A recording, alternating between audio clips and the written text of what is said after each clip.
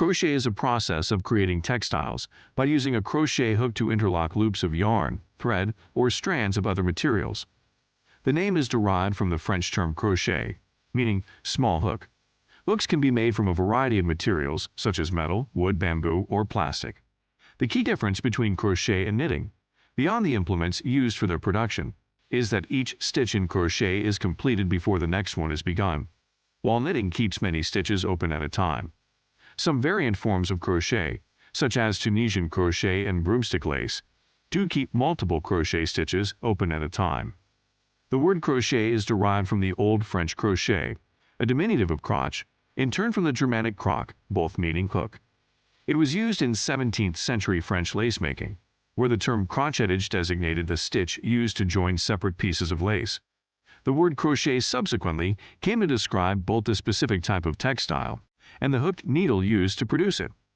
Knitted textiles survived from as early as the 11th century CE, but the first substantive evidence of crocheted fabric emerged in Europe during the 19th century. Earlier work identified as crochet was commonly made by nail binding, a different loop yarn technique. The first known published instructions for crochet explicitly using that term to describe the craft in its present sense appeared in the Dutch magazine Penelope in 1823.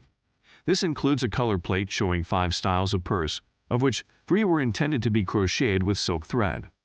The first is simple open crochet, a mesh of chain stitch arches. The second illustrated here starts in a semi-open form, where chain stitch arches alternate with equally long segments of slip stitch crochet, and closes with a star made with double crochet stitches, double de hekkelsteek, double crochet in British terminology. Single crochet in US. The third purse is made entirely in double crochet. The instructions prescribe the use of a tambour needle as illustrated below, and introduce a number of decorative techniques. The earliest dated reference in English to garments made of cloth produced by looping yarn with a hook, shepherd's knitting, is in the Memoirs of a Highland Lady by Elizabeth Grant 1797 to 1830.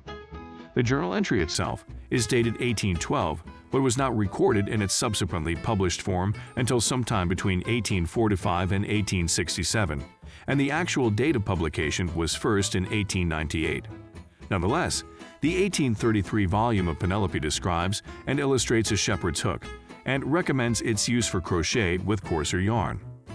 In 1844, one of the numerous books discussing crochet that began to appear in the 1840s states, "Crochet needles, sometimes called shepherd's hooks, are made of steel, ivory, or boxwood. They have a hook at one end similar in shape to a fish hook, by which the wool or silk is caught and drawn through the work. These instruments are to be procured of various sizes." 2 years later, the same author writes, "Crochet, a species of knitting originally practiced by the peasants in Scotland, with a small hooked needle called a shepherd's hook, has, within the last 7 years, aided by taste and fashion, obtained the preference over all other ornamental works of a similar nature. It derives its present name from the French. The instrument with which it is worked by them, from its crooked shape, is termed crochet. This art has attained its highest degree of perfection in England, whence it has been transplanted to France and Germany, and both countries, although unjustifiably, have claimed the invention."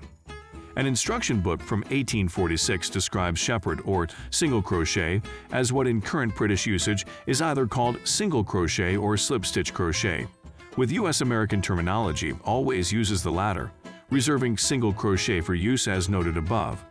It similarly equates double and French crochet. Notwithstanding the categorical assertion of a purely British origin, there is solid evidence of a connection between French tambour embroidery and crochet. French tambour embroidery was illustrated in detail in 1763 in Diderot's Encyclopedia.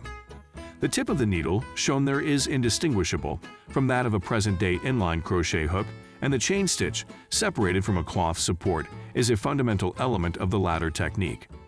The 1823 Penelope instructions unequivocally state that the tambour tool was used for crochet, and the first of the 1840s instruction books uses the terms tambour and crochet as synonyms. This equivalence is retained in the 4th edition of that work, 1847.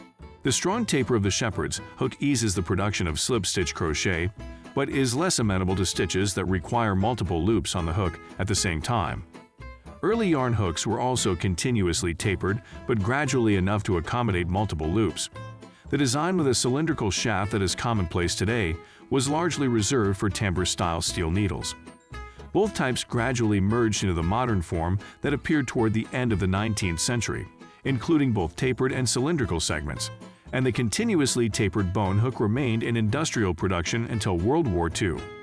The early instruction books make frequent reference to the alternative use of ivory, bone, or wooden hooks and steel needles in the handle, as appropriate to the stitch being made.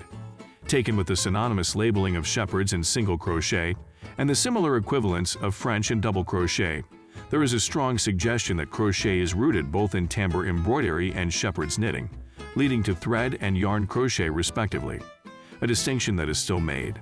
The locus of the fusion of all these elements, the invention noted above, has yet to be determined, as does the origin of shepherd's knitting. Shepherd's hooks are still being made for local slip-stitch crochet traditions. The form in the accompanying photograph is typical for contemporary production. A longer, continuously tapering design intermediate between it and the 19th century tapered hook was also in earlier production, commonly being made from the handles of forks and spoons. In the 19th century, as Ireland was facing the Great Irish Famine 1845 to 1849, crochet lace work was introduced as a form of famine relief, the production of crocheted lace being an alternative way of making money for impoverished Irish workers. Men, women, children joined a cooperative in order to crochet and produce products to help with famine relief during the Great Irish Famine. Schools to teach crocheting were started. Teachers were trained and sent across Ireland to teach this craft. When the Irish immigrated to the Americas, they were able to take with them crocheting. Mademoiselle Riego de la Brancardière is generally credited with the invention of Irish crochet, publishing the first book of patterns in 1846. Irish lace became popular in Europe and America, and was made in quantity until the First World War. Fashions in crochet changed with the end of the Victorian era in the 1890s. Crocheted laces in the new Edwardian era, peaking between 1910 and 1920, became even more elaborate in texture and complicated stitching. The strong Victorian colors disappeared though, and new publications called for white or pale threads, except for fancy purses, which were often crocheted of brightly colored silk and elaborately beaded. After World War I, far fewer crochet patterns were published, and most of them were simplified versions of the early 20th century patterns. After World War II, from the late 1940s until the early 1960s, there was a resurgence in interest in home crafts, particularly in the United States, with many new and imaginative crochet designs published for colorful doilies, potholders, and other home items, along with updates of earlier publications. These patterns called for thicker threads and yarns than in earlier patterns and included wonderful variegated colors. The craft remained primarily a homemaker's art until the late 1960s and early 1970s, when the new generation picked up on crochet and popularized granny squares, a motif worked in the round and incorporating bright colors. Although crochet underwent a subsequent decline in popularity, the early 21st century has seen a revival of interest in handcrafts and DIY, as well as great strides in improvement of the quality and varieties of yarn. There are many more new pattern books with modern patterns being printed, and most yarn stores now offer crochet lessons in addition to the traditional knitting lessons. There are many books you can purchase from local bookstores to teach yourself how to crochet, whether it be as a beginner or intermediate. There are also many books for children and teenagers who are hoping to take up the hobby. Filet crochet, Tunisian crochet, tapestry crochet, broomstick lace, hairpin lace, crow hooking, and Irish crochet are all variants of the basic crochet method. Crochet has experienced a revival on the catwalk as well. Christopher Kane's Fall 2011 ready-to-wear collection makes intensive use of the granny square, one of the most basic of crochet motifs. In addition, crochet has been utilized many times by designers on the popular reality show Project Runway. Websites such as Etsy and Ravelry have made it easier for individual hobbyists to sell and distribute their patterns or projects across the internet. Lania Wiles released a music video titled Straight Hookin', which makes a play on the word hookers, which has a double meaning for both one who crochets and a prostitute. Basic materials required for crochet are a hook and some type of material that will be crocheted, most commonly yarn or thread. Yarn, one of the most commonly used materials for crocheting, has varying weights which need to be taken into consideration when following patterns. Additional tools are convenient for keeping stitches counted, measuring crocheted fabric, or making related accessories. Examples include cardboard cutouts, which can be used to make tassels, fringe, and many other items, a pom-pom circle, used to make pom-poms, a tape measure, and a gauge measure, both used for measuring crocheted work and counting stitches, a row counter, and occasionally plastic rings, which are used for special projects. In recent years, yarn selections have moved beyond synthetic and plant and animal-based fibers to include bamboo, kiviot, hemp, and banana stalks, to name a few. Many advanced crocheters have also incorporated recycled materials into their work in an effort to go green, and experiment with new textures by using items such as plastic bags, old t-shirts or sheets, VCR or cassette tape, and ribbon. The crochet hook comes in many sizes and materials such as bone, bamboo, aluminum, plastic, and steel. Because sizing is categorized by the diameter of the hook shaft, a crafter aims to create stitches of a certain size in order to reach a particular gauge specified in a given pattern. If gauge is not reached with one hook, another is used until the stitches made are the needed size. Crafters may have a preference for one type of hook material over another due to aesthetic appeal, yarn glide, or hand disorders such as arthritis, where bamboo or wood hooks are favored over metal for the perceived warmth and flexibility during use. Hook grips and ergonomic hook handles are also available to assist crafters. Steel crochet hooks range in size from 0.4 to 3.5 millimeters, or from 00 to 16 in American sizing. These hooks are used for fine crochet work such as doilies and lace. Aluminum, bamboo, and plastic crochet hooks are available from 2.5 to 19 millimeters in size, or from B to S in American sizing. Artisan-made hooks are often made of hand-turned woods, sometimes decorated with semi-precious stones or beads.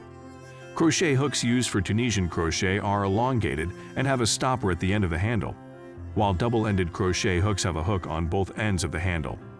There is also a double-hooked apparatus called a crow hook that has become popular. A hairpin loom is often used to create lacy and long stitches, known as hairpin lace. While this is not in itself a hook, it is a device used in conjunction with a crochet hook to produce stitches. Yarn for crochet is usually sold as balls or skeins hanks, although it may also be wound on spools or cones.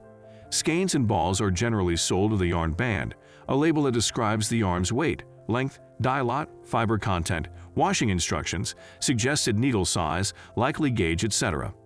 It is a common practice to save the yarn band for future reference, especially if additional skeins must be purchased. Crocheters generally ensure that the yarn for a project comes from a single dye lot.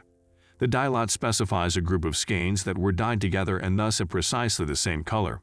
Skeins from different dye lots, even if very similar in color, are usually slightly different and may produce a visible stripe when added onto existing work.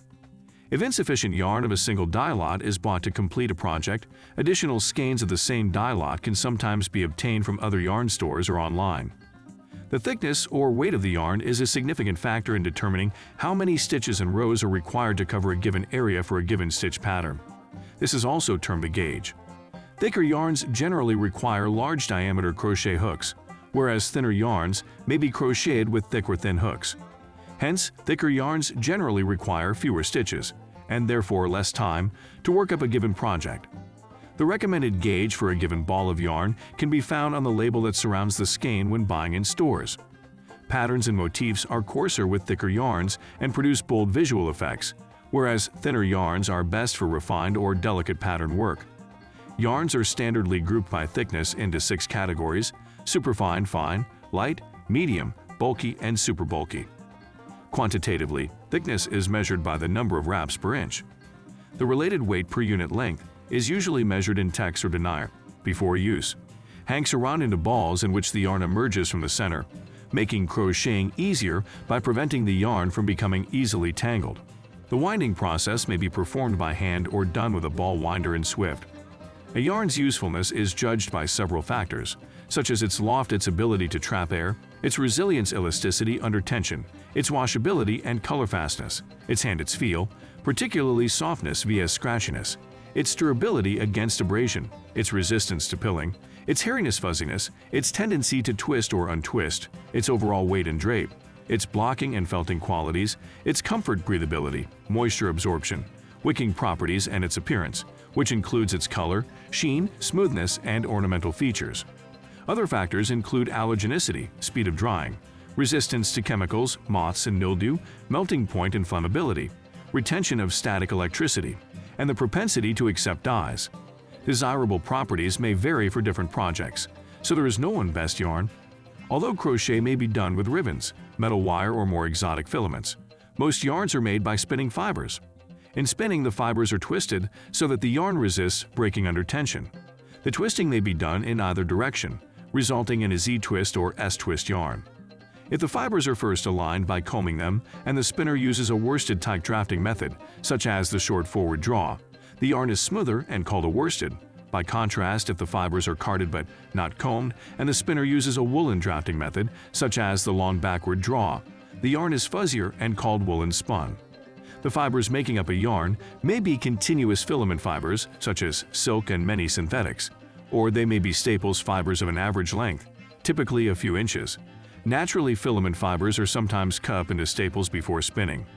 The strength of the spun yarn against breaking is determined by the amount of twist, the length of the fibers, and the thickness of the yarn. In general, yarns become stronger with more twist, also called worst, longer fibers, and thicker yarns more fibers. For example, thinner yarns require more twist than do thicker yarns to resist breaking under tension. The thickness of the yarn may vary along its length. A slub is a much thicker section, in which a mass of fibers is incorporated into the yarn. The spun fibers are generally divided into animal fibers, plant, and synthetic fibers. These fiber types are chemically different, corresponding to proteins, carbohydrates, and synthetic polymers, respectively. Animal fibers include silk, but generally are long hairs of animals such as sheep wool, goat angora or cashmere goat, rabbit angora, llama, alpaca, dog, cat, camel, yak, and muskox kivia. Plants used for fibers include cotton, flax for linen, bamboo, ramie, hemp, jute, nettle, raffia, yucca, coconut husk, banana trees, soy, and corn. Rayon and acetate fibers are also produced from cellulose, mainly derived from trees. Common synthetic fibers include acrylics, polyesters such as Dacron and Ingeo, nylon and other polyamides, and olefins such as polypropylene. Of these types, wool is generally favored for crochet, chiefly owing to its superior elasticity, warmth, and sometimes felting. However, wool is generally less convenient to clean and some people are allergic to it. It is also common to blend different fibers in the yarn, example, 85% alpaca and 15% silk. Even within a type of fiber, there can be great variety in the length and thickness of the fibers. For example, merino wool and Egyptian cotton are favored because they produce exceptionally long, thin, fine fibers for their type. A single spun yarn may be crochet as is or braided or plied with another. In plying, two or more yarns are spun together, almost always in the opposite sense from which they were spun individually. For example, two Z-twist yarns are usually plied with an S-twist. The opposing twist relieves some of the yarn's tendency to curl up and produces a thicker, balanced yarn. Plied yarns may themselves be plied together, producing cabled yarns or multi-stranded yarns. Sometimes the yarns being plied are fed at different rates, so that one yarn loops around the other, as in boucle. The single yarns may be dyed separately before plying or afterwards to give the yarn a uniform look. The dyeing of yarns is a complex art. Yarns need not be dyed, or they may be dyed one color or a great variety of colors. Dyeing may be done industrially, by hand, or even hand-painted onto the yarn. A great variety of synthetic dyes have been developed since the synthesis of indigo dye in the mid-19th century. However, natural dyes are also possible, although they are generally less brilliant. The color scheme of a yarn is sometimes called its colorway. Variegated yarns can produce interesting visual effects, such as diagonal stripes. Crocheted fabric is begun by placing a slip-knot loop on the hook, though other methods, such as a magic ring or simple folding over of the yarn, may be used. Pulling another loop through the first loop and repeating this process to create a chain of a suitable length. The chain is either turned and worked in rows, or joined to the beginning of the row with a slip stitch and worked in rounds. Rounds can also be created by working many stitches into a single loop. Stitches are made by pulling one or more loops through each loop of the chain. At any one time at the end of a stitch, there is only one loop left on the hook. Tunisian crochet, however, draws all of the loops for an entire row onto a long hook before working them off one at a time. Like knitting, crochet can be worked either flat back and forth in rows or in the round in spirals, such as when making tubular pieces. There are 6 main types of basic stitches. The following description uses U.S. crochet terminology, which differs from the terminology used in the UK and Europe. Chain stitch, the most basic of all stitches and used to begin most projects. Slip stitch, used to join chain stitch to form a ring. Single crochet stitch, called double crochet stitch in the UK. Easiest stitch to master. Half double crochet stitch, called half treble stitch in the UK. The in-between stitch. Double crochet stitch, called treble stitch in the UK. Many uses for this unlimited use stitch. Treble or triple crochet stitch, called double treble stitch in the UK.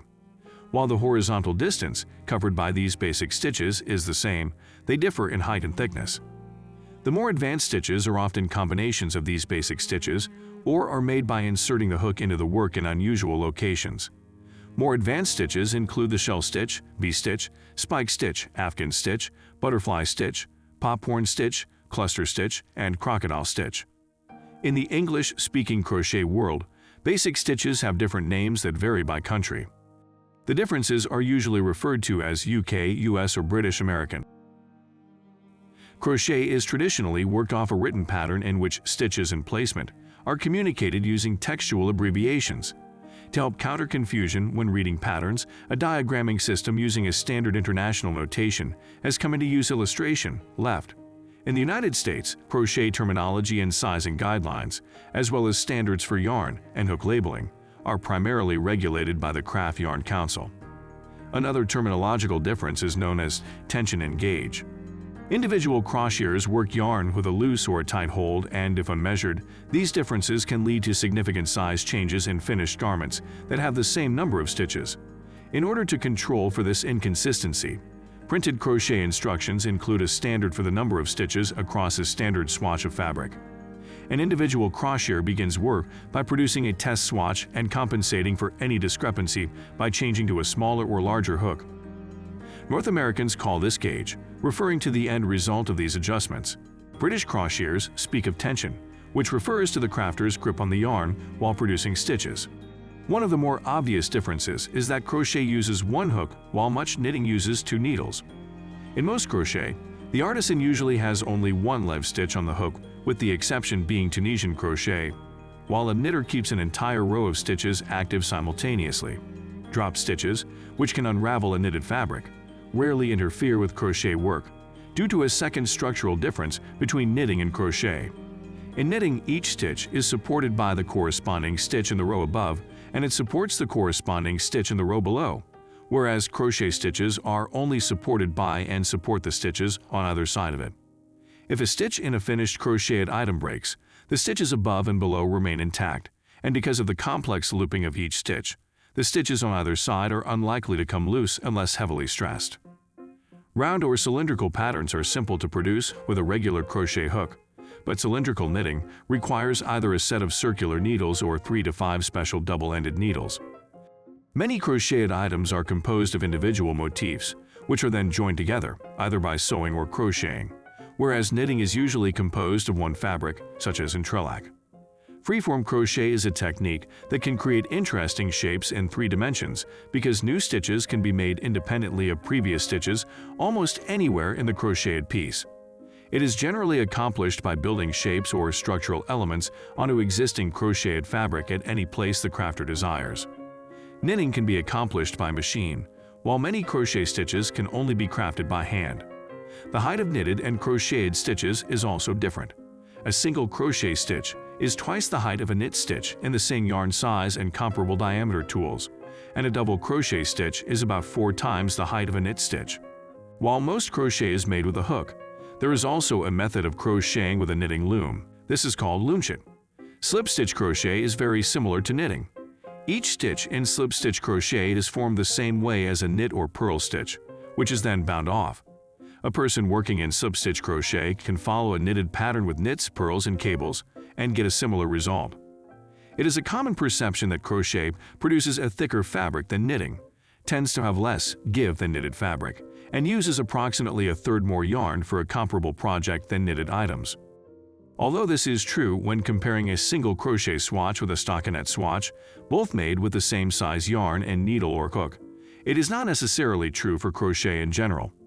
Most crochet uses far less than 1/3 more yarn than knitting for comparable pieces, and a crocheter can get a similar feel and drape to knitting by using a larger hook or thinner yarn.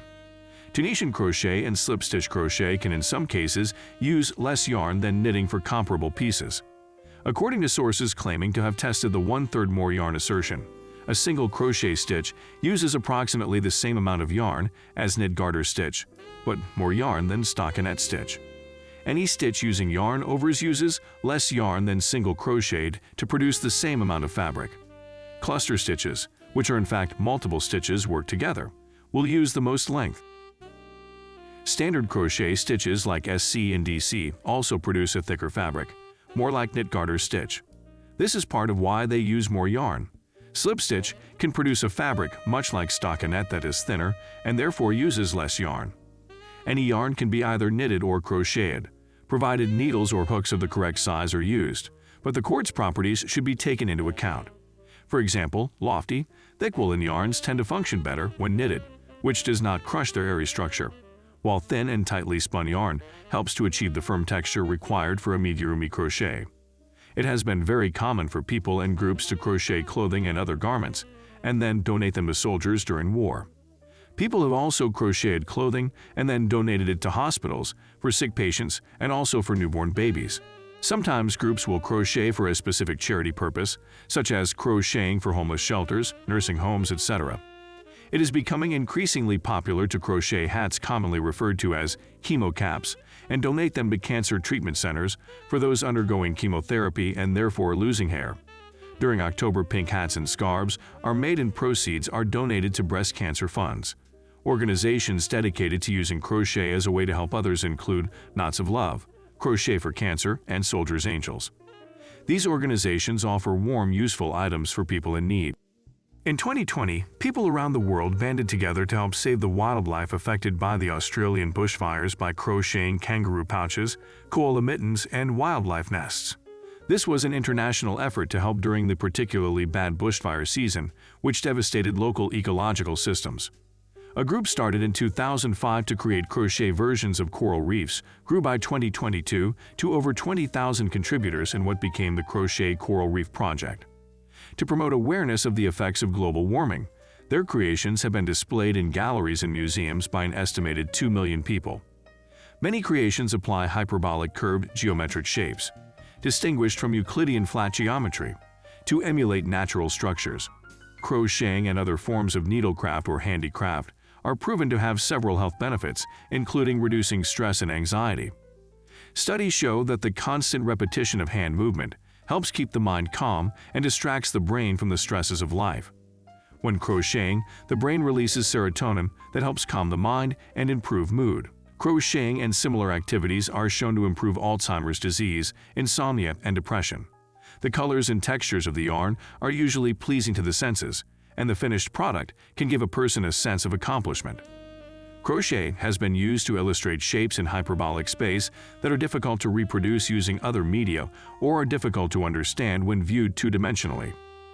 Mathematician Dana Tamina first used crochet in 1997 to create strong, durable models of hyperbolic space after finding paper models were delicate and hard to create. These models enable one to turn, fold, and otherwise manipulate space to more fully grasp ideas, such as how a line can appear curved in hyperbolic space, yet actually be straight. Her work received an exhibition by the Institute for Figuring. Examples in nature of organisms that show hyperbolic structures include lettuces, sea slugs, flatworms, and coral. Margaret Wertheim and Christine Wertheim of the Institute for Figuring created a traveling art installation of a coral reef using Tamina's method. Local artists are encouraged to create their own satellite reefs to be included alongside the original display. As hyperbolic and mathematics-based crochet has continued to become more popular, there have been several events highlighting work from various fiber artists. Two such shows include Sant Ocean Hall at the Smithsonian in Washington, D.C. and Sticks, Hooks, and the Mobius, Knit and Crochet Go Cerebral at Lafayette College in Pennsylvania. In style and the technical arts, Gottfried Semper looks at the textile with great promise and historical precedent. In section 53, he writes of the loop stitch or knot coolant, a knot that, if untied, causes the whole system to unravel. In the same section, Sepper confesses his ignorance of the subject of crochet, but believes strongly that it is a technique of great value as a textile technique and possibly something more. There are a small number of architects currently interested in the subject of crochet as it relates to architecture. Emergent Explorations, Analog and Digital Scripting, Alexander Worden Research and Design, The Architecture of Variation, Lars Spybrook, Your Alert, Kate Pockhorn. In the past few years, a practice called yarn bombing, or the use of knitted or crocheted cloth to modify and beautify one's usually outdoor surroundings, emerged in the US and spread worldwide. Yarn bombers sometimes target existing pieces of graffiti for beautification. In 2010, an entity dubbed the Midnight Knitter hit West Cape May residents awoke to find knit cozies hugging tree branches and sign poles. In September 2015, Grace Brett was named the world's oldest yarn bomber. She is part of a group of yarn graffiti artists called the Souter Stormers, who beautify their local town in Scotland.